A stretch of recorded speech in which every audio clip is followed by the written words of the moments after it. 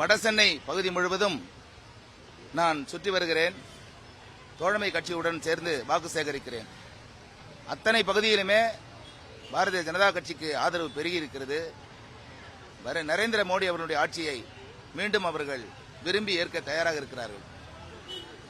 இந்த சென்னையில் உள்ள பிரதான பிரச்சனையை தேர்ந்தெடுக்கப்பட்ட பிரதிநிதிகள், சட்டமன்ற உறுப்பினர்களாலும் சரி, மாநில பாராளுமன்ற உறுப்பினர்களாலும் சரி, எந்தவிதமான முயற்சியை மேற்கொண்டு அவர்கள் பிரச்சனை தீர்க்கவில்லை என்பதுதான் பிரதான குற்றச்சாட்டு. அவர்கள் நாடாளுமன்ற உறுப்பினர், தற்போது இருக்கிற நாடாளுமன்ற உறுப்பினர் அந்த தொகுதி பக்கம் வந்ததில்லை என்பது குற்றச்சாட்டு. இப்பொழுது நாங்கள் இந்த ஓட்டேரி பகுதியில் வாக்கு சேகரித்துக் கொண்டிருக்கிறோம். இந்த பகுதி தாழ்வான பகுதி. இங்கு மழையினால் பாதிக்கப்பட்ட நிறைய குடும்பங்கள் இருக்கிறது. அவர்களுக்கு சரியான நிவாரணம் வழங்கப்படவில்லை. இந்த தொகுதியிலே தான் அமைச்சரும் குடியிருக்கிறார், சேகர்பாபு அமைச்சர் குடியிருக்கிறார். இந்த தொகுதியினுடைய மக்கள் வறட்சியால், அதிக வெள்ளத்தால் பாதிக்கப்பட்ட பொழுது கூட எந்த விதமான தனி கவனமும் இந்த தொகுதிக்கு செலுத்தப்படவில்லை. எந்த விதமான பலனும் அவர்கள் பெறவில்லை. மாறாக மேலும் இந்த நிலை தொடர்ந்து நீடிக்கிறது. இன்னொரு மழை வந்தால் இதே நிலைதான் தொடரும். பாதாள சாக்கடை திட்டத்திற்காக 4000 கோடி ஒதுக்கினதாக சொன்னார்கள். எந்த விதமான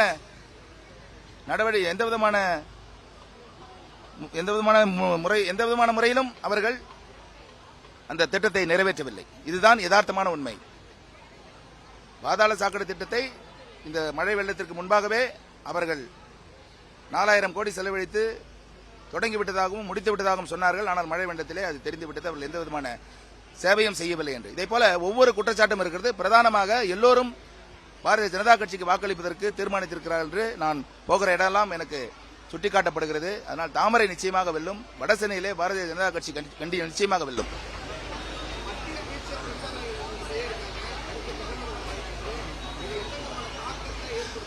நிச்சயமா தமிழகத்தை அவர்கள் கவனத்தில் கொண்டிருக்கிறார்கள். ஒரு மத்திய அமைச்சர் வந்து வாக்கு சேகரித்தால், அந்த பகுதியை பார்வையிட்டால், அந்த பகுதியின் வளர்ச்சி நிச்சயமாக உறுதி செய்யப்படும்.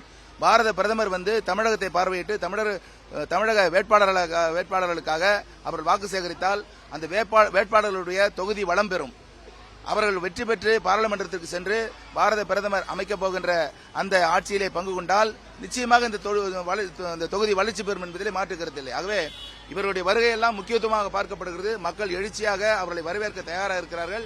அவர்கள் வருவது உண்மையிலேயே நல்லது என்றுதான் நான் சொல்லுவேன்.